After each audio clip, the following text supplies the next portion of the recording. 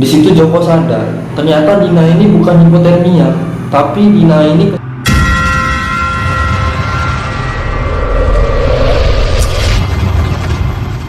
Assalamualaikum teman-teman, balik lagi sama gue Yusuf.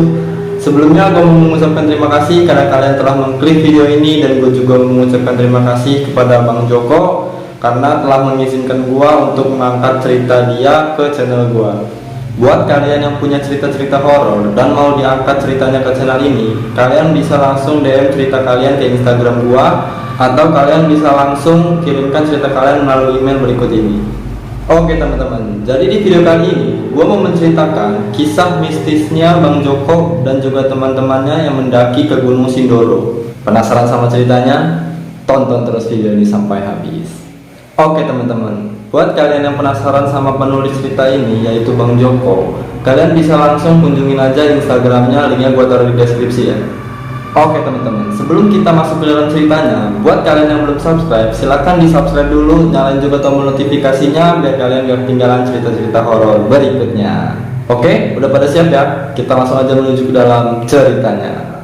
Pada tanggal 4 Agustus 2019, Joko ada rencana mau mendaki ke Gunung Sindoro dengan teman-teman kampung sebelahnya. Joko punya rencana mau mendaki Gunung Sindoro karena pada tanggal 18 Agustus 2019 akan ada acara sabuk gunung di gunung tersebut. Karena Joko ini belum pernah ngerasain yang namanya ngerayain kemerdekaan Republik Indonesia di atas gunung. Jadi Joko ini pengen banget ikut. Makanya timbullah rencana untuk mendaki gunung. Jadi pada tanggal 5 Agustus 2019 Joko menemui teman-temannya yang berjumlah 8 orang untuk mengajak mereka naik ke Gunung Sindoro tersebut. Setelah obrolan panjang, akhirnya mereka semua pun setuju untuk naik ke Gunung Sindoro. Singkat cerita, satu hari sebelum hari keberangkatan, tepatnya pada tanggal 16 Agustus 2019, karena mereka punya rencana mau mendaki itu tanggal 17. Ternyata, semua teman-teman Joko pada membatalkan untuk naik ke Gunung Sindoro, kecuali satu orang. Kita sebut saja namanya Bang Aan. Sontak aja, di situ Joko kesel karena teman-temannya ini secara mendadak membatalkan rencana yang udah mereka buat jauh-jauh hari. Namun, meskipun teman-temannya Joko ini pada batal naik ke gunung, Joko tetap nekat untuk naik ke gunung berdua bareng Bang Aan. Singkat cerita, malam pun tiba. Saat Joko sedang packing-packing menyiapkan segala sesuatu yang mau dibawa untuk mendaki besok, tiba-tiba ada chat masuk. Ternyata itu adalah chat dari 3 temannya Joko bahwa mereka bertiga ini mau ikut Joko untuk mendaki ke Gunung Sindoro. Jadi jumlah Joko yang tadi cuma berdua sama Bang Aan, mereka sekarang berlima. Kebetulan 3 temannya Joko yang ngechat tadi itu cewek semua. Kita sebut saja namanya Vela, Oki, dan Dina. Oh ya, Oki, Vela, dan Dina itu berasal dari Wonosobo. Singkat cerita, pagi pun tiba. Joko dan Bang Aan pergi dari rumah itu sekitar jam 9 pagi. Joko dan Bang Aan pergi dulu ke Wonosobo untuk menjemput Vela, Oki, dan Dina. Sekitar 1 jam perjalanan, Joko dan Bang Aan pun sampai di Wonosobo. Setelah sampai di Wonosobo, Joko dan Bang Aan pun langsung berizin kepada orang tua Oki, Vela, dan Dina. Sekitar jam 1 siang, mereka berlima pun akhirnya berangkat dari Wonosobo menuju ke base camp Kledung. Jadi Wonosobo sama base camp Kledung ini jaraknya dekat ya teman-teman. Jaraknya itu cuma sekitar 10 menitan lah. Setelah sampai base camp Kledung, mereka berlima pun istirahat sebentar sambil packing ulang. Setelah packing ulang, mereka berlima pun langsung mengurus simaksi dan lain-lainnya. Setelah semua beres, mereka berlima melakukan start pendakian dari base camp Kledung jam 3 sore. Karena waktu udah cukup sore, mereka berlima dari base camp menuju ke pos 1 itu menaiki ojek. Sampai di pos 1, mereka berlima pun sempat jajan untuk membeli cemilan-cemilan. Singkat cerita, setelah cukup lama mereka di pos 1, akhirnya pada jam 4 sore mereka pun melanjutkan perjalanan menuju pos 2. Sebelum melanjutkan perjalanan lagi, mereka pun memutuskan untuk berdoa terlebih dahulu agar tidak terjadi hal-hal yang tidak diinginkan. Setelah berdoa, mereka pun terus melanjutkan perjalanan. Mereka terus berjalan. Kebetulan saat itu juga ramai banget pendakian naik ke atas. Nggak kerasa, sampailah mereka pada pos 2. Karena hari sudah semakin sore, mereka pun tidak istirahat di pos 2. Mereka terus melanjutkan ke pos 3. Sebelum sampai di pos 3, azan maghrib pun tiba. Akhirnya mereka pun memutuskan untuk istirahat di pinggir jalur pendakian. Singkat cerita, maghrib pun akhirnya lewat. Mereka pun bersiap-siap untuk melanjutkan perjalanan menuju pos 3. Namun, sebelum mereka melanjutkan perjalanan, tiba-tiba ada beberapa tim SAR dan juga sukarelawan yang sedang membawa korban hipotermia. Korban hipotermia itu pun langsung buru-buru dievakuasi sama tim SAR dan juga para sukarelawan ke bawah. Di situ Joko sempat melihat korban hipotermia itu, dan di situ Joko merasa sangat gak tega. Namun anehnya, tiba-tiba pikiran Joko ini kebayang sama si Dina. Joko sendiri pun gak ngerti kenapa dia ini tiba-tiba kepikiran sama si Dina. Padahal saat itu Joko melihat Dina ini masih baik-baik aja. Di situ Joko pun langsung berusaha susah untuk ngilangin pikiran negatifnya, dan mereka pun akhirnya melanjutkan perjalanan lagi. Mereka pun terus melanjutkan perjalanan menuju pos 3. Namun di tengah-tengah perjalanan tiba-tiba ada yang aneh sama si Dina. Kebetulan saat itu senter cuma ada 3, dan yang pakai senter itu cuma di bagian depan, tengah, sama belakang.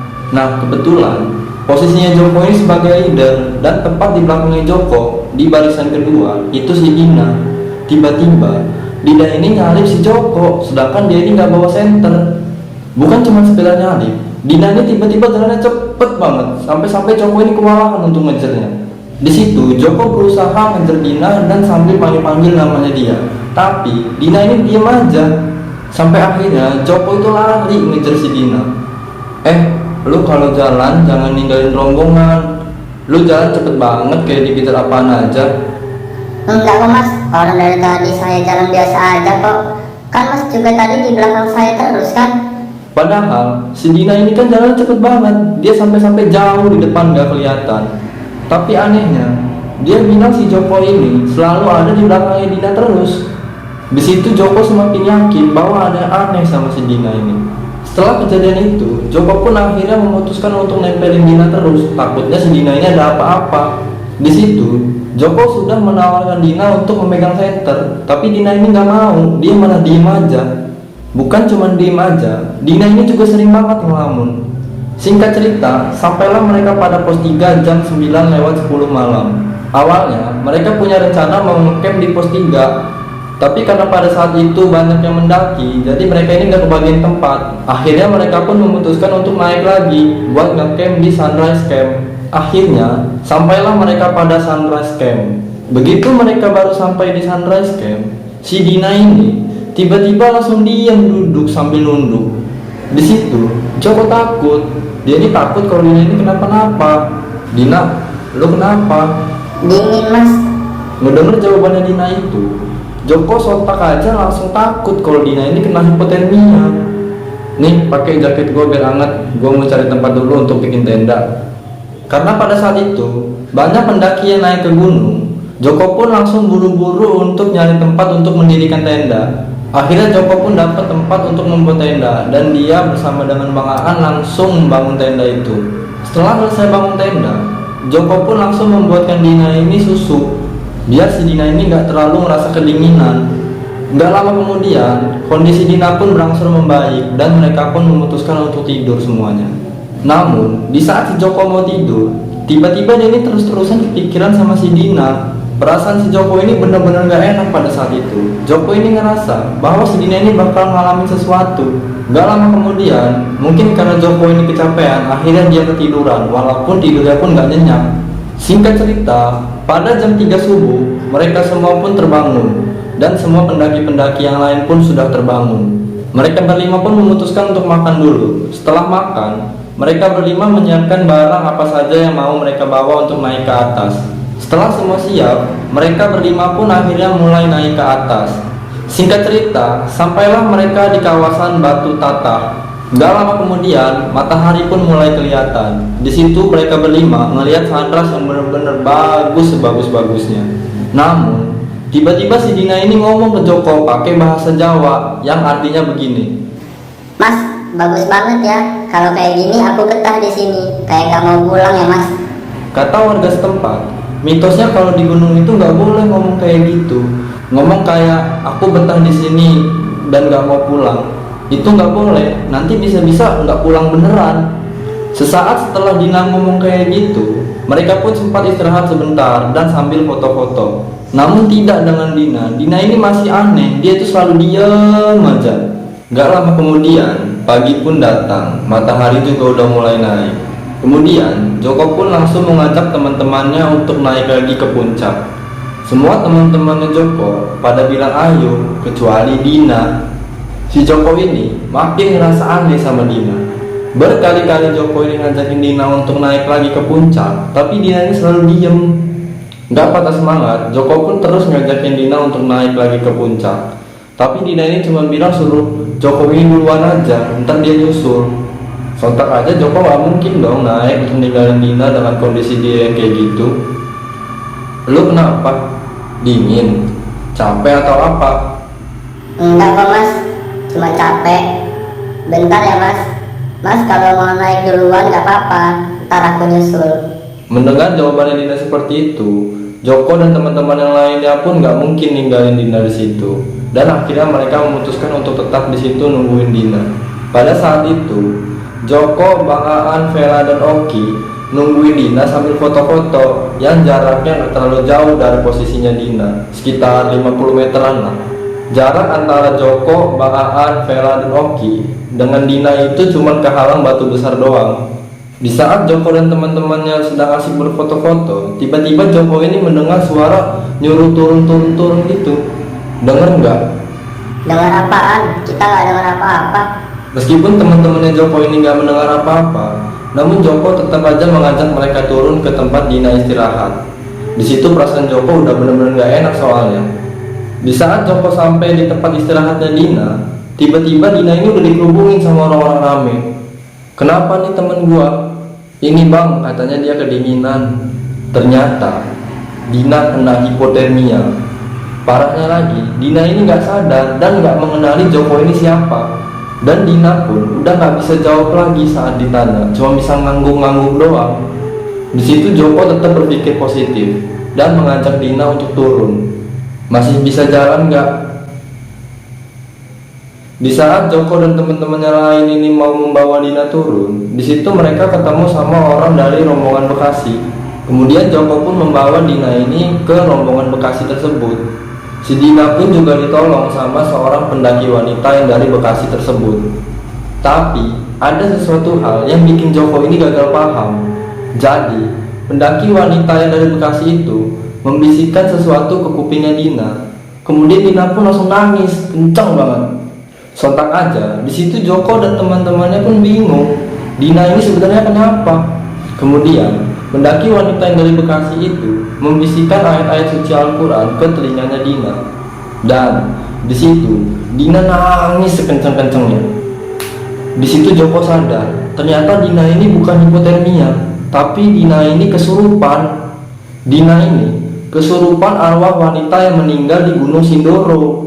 Dan arwah wanita itu nggak mau keluar dari badannya si Dina. Assalamualaikum. Ini siapa? Tolong jangan ganggu teman kami. Kami di sini nggak berniat jelek. Kami di sini cuma mau menikmati keindahan alam aja. Jika kami atau teman kami ada salah, kami minta maaf. Kami nggak bermaksud. Tolong keluar dari tubuh teman kami. Kami mau pulang. Tolong jangan ganggu kami. Kemudian arwah wanita itu pun ngomong pakai bahasa Jawa yang artinya begini. Enggak, aku nggak mau keluar dari raga ini. Aku cuma mau pinjam sebentar. Pokoknya aku mau pinjam raga ini. Aku nggak mau keluar. Aku mau pinjam buat cari orang laki-laki. Nggak boleh. Kamu nggak boleh pinjam. Kasihan teman kami. Kamu tolong keluar. Kita udah beda alam. Kasihan teman kami. Nggak kuat dia kesakitan. Ternyata arwah wanita itu meninggal di Gunung Sindoro bukan murni karena kecelakaan, tapi kematiannya itu dilakukan oleh seorang laki-laki yang Joko juga nggak tahu itu siapa. Laki-laki itu dengan teganya memperkosa dan membunuh arwah wanita itu. Wanita itu pun terus aja nggak mau keluar dari badannya Dina. Joko dan semua orang yang ada di situ pun kemudian berdoa dan berselawat meminta bantuan kepada Allah Subhanahu wa Ta'ala. Sejujurnya, Joko dan semua teman-teman yang ada di saat kejadian itu sudah berpikir kalau Dina ini gak bakal selamat lagi. Apalagi pas Joko dan teman-temannya ini ngelihat si Dina udah gak bisa sadar lagi. Di situ makin jadi pikiran mereka. Gak lama kemudian, Joko dan teman-temannya pun menggendong Dina secara bergantian ke tenda mereka yang ada di Sunrise Camp. Pada saat itu, Bang Aan yang sedang menggendong si Dina, dan tiba-tiba, Bang Aan jatuh kepleset, dan Dina juga ikut jatuh ke banting. Di situ, Dina itu diem aja, nggak bergerak sedikit pun, sadar pun enggak. Ngelihat kejadian itu, sejujurnya si Joko ini udah hilang harapan. Joko ini udah patah semangat, dia pikir Dina ini udah ninggalin mereka. Saat kejadian itu, Joko ngomong dalam hati kalau dia ini kapok naik gunung. Singkat cerita, sampailah mereka pada tenda mereka yang ada di Sunrise Camp. Di situ Joko meminta tolong sama Bang Aan untuk turun mencari bantuan. Alhamdulillahnya, saat Bang Aan turun dan baru sampai pos 3, Bang Aan ini ketemu orang dari base camp. Bang Aan pun langsung minta tolong sama orang dari base camp itu. Setelah Bang Aan dan orang dari base camp itu sampai di tenda mereka, orang dari base camp itu pun langsung secepatnya menolong si Dina. Gak lama kemudian, alhamdulillah Dina pun sadar. Joko dan teman-temannya pun sangat bersyukur dan berterima kasih kepada semua orang yang udah nolongin mereka. Gak lama setelah Dina ini sadar dan keadaannya makin membaik, mereka semua memutuskan untuk turun, dan alhamdulillahnya juga si Dina ini kondisinya udah pulih walaupun gak sepenuhnya. Singkat cerita, sampailah mereka pada pos 1 dan mereka memutuskan untuk istirahat sebentar. Gak lama kemudian, mereka pun melanjutkan perjalanan menuju base camp, dan akhirnya mereka pun sampai ke base camp dengan selamat. Sesampainya di base camp, Joko dan teman-teman yang lainnya pun memutuskan untuk langsung pulang. Joko dan teman-temannya pun segera mengantarkan Dina dulu untuk pulang ke Wonosobo. Sesampainya di rumah Dina, Joko dan teman-temannya pun istirahat sebentar. Pada saat sampai di rumahnya Dina, Joko ini pun numpang mandi dan numpang bersih-bersih di rumahnya Dina. Tapi tiba-tiba kakinya si Joko ini sakit, sampai dia itu kayak gak bisa jalan gitu. Sontak aja di situ Joko langsung takut karena kakinya itu nggak bisa digerakin sama sekali. Namun meskipun sakit begitu, Joko tetap gak mau menceritakan hal itu kepada teman-teman yang lainnya karena takutnya teman-teman yang lainnya pun pada takut. Di situ Joko cuma bisa baca doa semoga nggak terjadi apa-apa. Singkat cerita, setelah cukup lama Joko merasakan sakit kakinya itu, alhamdulillah kakinya pun berangsur-angsur membaik dan rasa sakitnya itu pun berangsur-angsur menghilang. Setelah kakinya Joko ini udah bener-bener gak sakit lagi, mereka semua pun memutuskan untuk pulang ke rumah masing-masing dari rumahnya Dina. Singkat cerita, sampailah Joko di rumahnya. Saat Joko baru sampai rumah dan Joko mau masuk ke dalam rumah, tiba-tiba kakinya si Joko ini kumat lagi, tapi cuma sebelah doang. Kemudian Joko pun langsung masuk ke dalam rumah. Ada yang ngikutin lu tuh dek. Apaan sih kak, lagi sakit nih malah bercanda. Serius dek, dibilangin kok ngeyel. Pakaian yang buat naik mana dek? Sini kasihin kakak aja biar kakak bakar. Ya jangan dong, sayang kak masih bagus. Emang kenapa sih? Sini tinggal nurut aja, kok susah banget sih lu. Ntar kakak beli lagi. Kemudian kakaknya Joko pun memaksa mengambil baju Joko yang dipakai untuk naik kemari, dan kakaknya Joko pun langsung membakarnya. Setelah itu, tiba-tiba badannya Joko ini langsung lemes benar. Kemudian Joko pun langsung jalan menuju ke kamarnya. Rencananya sih mau tidur karena badannya itu udah capek banget dan kakinya juga masih sakit sebelah. Tapi tiba-tiba Joko pingsan. Gak lama kemudian Joko pun akhirnya sadar.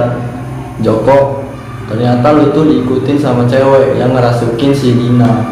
Dia ngikutin lu saat lu di rumahnya si Dina. Di situ Joko merasa aneh karena Joko ini kan gak cerita apa-apa sama kakaknya. Lu kata siapa kak? Kok lu bisa tahu kalau temen gue dirasukin arwah? Lu sendiri yang ngomong tadi pas lu pingsan. Ya udahlah, yang penting gue nggak apa-apa dan sehat. Oh ya, kakaknya Joko ini emang tahu sama hal-hal begituan. Oke teman-teman, gimana tuh tadi ceritanya? Tulis pendapat kalian di kolom komentar ya. Semoga kita bisa mengambil pelajaran dari kisah ini, dan semoga kisah ini nggak bikin kalian takut untuk mendaki ke gunung. Tapi semoga kisah ini bikin kalian makin yakin kalau kalian tuh punya Allah Subhanahu wa Ta'ala yang melindungi kalian dimanapun kalian berada. Sebelum kita berpisah, jangan lupa tinggalin like, comment, share, dan subscribe. Nyalain juga tombol notifikasinya biar kalian gak ketinggalan video-video horor berikutnya. Gua Yusuf, sampai jumpa di video selanjutnya. Bye bye.